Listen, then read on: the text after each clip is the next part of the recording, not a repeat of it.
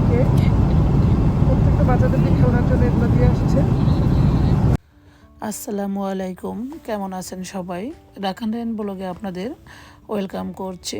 কাছে দূরে দেশ ও দেশের বাইরে যেখানে বসে আমার আজকের নিউ ব্লগটি দেখছেন, সবাইকে অসংখ্য ধন্যবাদ। আলহামদুলিল্লাহ আলহামদুলিল্লাহ, অবশেষে আমরা সৌদি আরবে এসে পৌঁছেছি। তো প্লেনে আমাদের কি সমস্যা হয়েছিল এবং কত বড় একটি বিপদ থেকে বেঁচে গিয়েছি, সব কিছু মিলেই এই পুরো ভিডিও জুড়ে থাকবে। ইনশাল্লাহ আমার আজকের ভিডিওটি আপনাদের কাছে ভালো লাগবে। তো একটি লাইক দিয়ে পুরো ভিডিওটি দেখে নেবেন প্লিজ। তো আমার দুই ছেলেকে দুটি খেলনার বক্স দিয়ে গিয়েছে বিমানবালারা, তো তারা সেটা নিয়ে খেলা করছে। তো আজকে প্লেনে আমার অনেক বেশি বিপদ ছিল, তো আল্লাহ আবার সেই বিপদ থেকে আমাকে মুক্ত করেছে। তো আমার ছেলে দুটাকে দেখেই বুঝতে পেরেছেন আপনারা, 1 মাস 20 দিন বাংলাদেশে বেরিয়ে তাদের চেহারার অবস্থা কি করেছে। তো তারা এমনিতেই শুকনা, তো এই শুকনাটা হচ্ছে এই 2 বছরে। এর আগে মাশাআল্লাহ তারা অনেক বেশি হেলদি ছিল। 2021 সালেও তারা যখন সৌদি আরবে ছিল তখন অনেকটা হেলদি ছিল। তাদের সেই ছবিগুলো মিল করলে তাদেরকে দেখে কেউ চিনতে পারবে না, তারা এতটা পরিমাণ শুকিয়ে গিয়েছে। মোটা চিকন সব কিছু আল্লাহর নেয়ামত। তবে একটা জিনিস আমার সবসময় কাম্য, সেটা হচ্ছে তারা সবসময় সুস্থ আছে আলহামদুলিল্লাহ।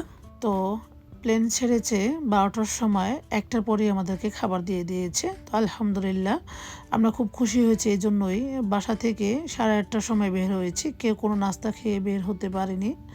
তবে মা কিছু নাস্তা দিয়ে দিয়েছিল, সেই নাস্তাটাও খাওয়ার মতো কোনো রুচি ছিল না, কোনো পেটে খিদাই লাগেনি। তো অনেক খাবার দিয়ে গিয়েছে, তো দেখে মনে হচ্ছে যে সবগুলো একসাথেই খেয়ে ফেলবো। তো প্রচুর খিদা ছিল। তো খাবারগুলো পেয়ে তৃপ্তি নিয়ে খেয়েছিলাম, তেমন একটা মজা ছিল না। এখানে 2 আইটেমের বিরিয়ানি ছিল, চিকেন এবং মাটন। তো আমি মাটন বিরিয়ানিটাই নিয়েছি। তো কেমন যেন একটুও মজা লাগেনি। তো খাবারটা আমি ওইভাবে নিজের ইচ্ছা থেকে খাইনি, পেটের খিদায় শুধু খেয়েছি। এই খাওয়াটাই ছিল আমার সবচেয়ে বড় বিপদ। আমি 2008 সাল থেকে সৌদি আরবে আসি যাই থাকি, কতবার যে প্লেনে আসছি গিয়েছি আলহামদুলিল্লাহ, সেটা আল্লাহ পাকই জানে। তো কখনো কোনো দিন আমি এত বড় বিপদে পড়িনি। তো আমি সবসময় লঞ্চ জার্নিতে সবসময় ভয় পাই, খুবই কান্না করি। তো সেই 2008 সাল থেকে আমি প্লেন জার্নিটাকে আমার সবচেয়ে বেশি পছন্দের ফেভারিট জার্নি হিসাবে আমি ধরে নিয়েছি।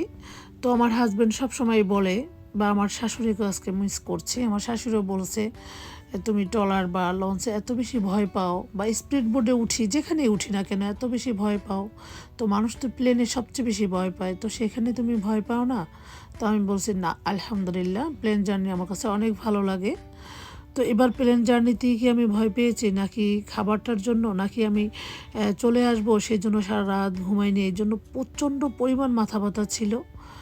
যাই হোক, বলতে বলতে কিন্তু আমাদের প্লেন এসে পড়ে গিয়েছে। এখন আমরা প্লেন থেকে নামছি। তো দেখতে পাচ্ছেন একটি বাস ওয়েট করছে। তো 2008 সালে এরকম প্লেন থেকে নেমে বাসে উঠতে হয়েছে, সেটা আবার এত বছর পরে আবার সেই বাস হাজির। তো আজকে বিপদটা এভাবেই এসেছে যে একদমই ভালো লাগে না, এতটাই আমি অসুস্থ, তার মধ্যে আবার বাসে উঠতে হবে। মিনিট খানিকের জন্য বাসে উঠে এয়ারপোর্টের মধ্যে ঢুকতে হবে। তো সব কিছু মিলেই হালকা একটু বাসের ভিডিওটা আমি নিয়েছি। এরপরে আমি ইমিগ্রেশনের সমস্ত কাজ শেষ করেছি রিয়াদে আলহামদুলিল্লাহ। মনে হচ্ছে যে সেখানে আমি পড়ে যাই। পরে আমি এয়ারপোর্টে নেমে ওয়াশরুমে ঢুকে অনেক পরিমাণ বমি করেছি, যেটা আমি প্লেনেও করেছি। না বলতেই আমি পারছি না যে আমি কতটা অসুস্থ ছিলাম। তারপরে এখানে বসে বসে আমার তো একদমই দম বন্ধ হয়ে যাচ্ছে। তারপর হালকা একটু ভিডিও নিয়েছি, বাচ্চাদেরকে দিয়ে সব মাল ট্রলিতে উঠিয়েছি। আলহামদুলিল্লাহ তারা পেরেছে, আমার অবস্থা দেখে তারাই সব কিছু গুছিয়ে নিয়েছে।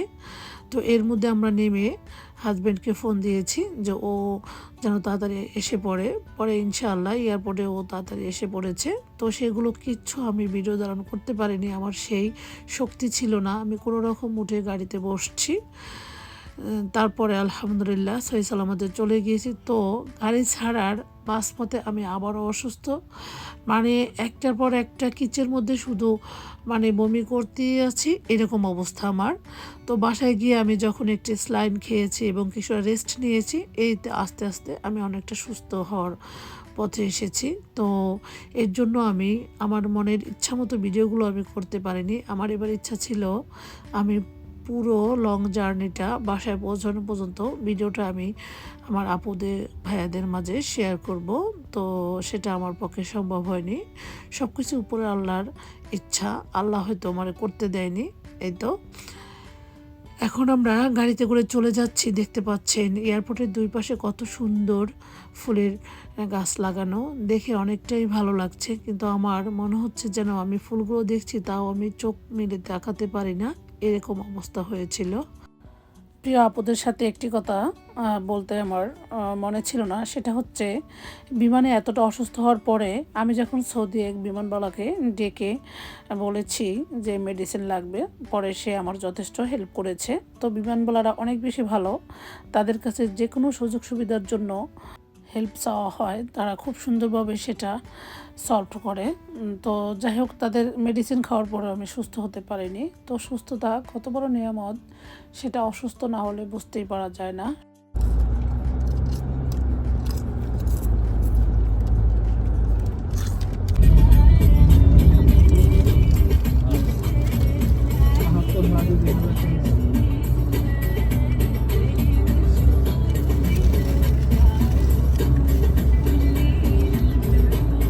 তো আমার প্রিয় আপু ভাইদের মাঝে সব কিছু সুন্দরভাবে আমি শেয়ার করেছি। তো আপনাদের কাছে আমার ব্লগ ভিডিওটি কেমন লেগেছে অবশ্যই কমেন্ট করে জানাবেন। তো আমার যে সকল আপু ভাইয়েরা আমার ধৈর্য ধরে আমার ভিডিওটি এতক্ষণ দেখেছেন, তবে একটি লাইক দিতে ভুলে গিয়েছেন, প্লিজ একটি লাইক দিয়ে সম্পূর্ণ ভিডিওটি দেখে নেবেন। আল্লাহ হাফেজ।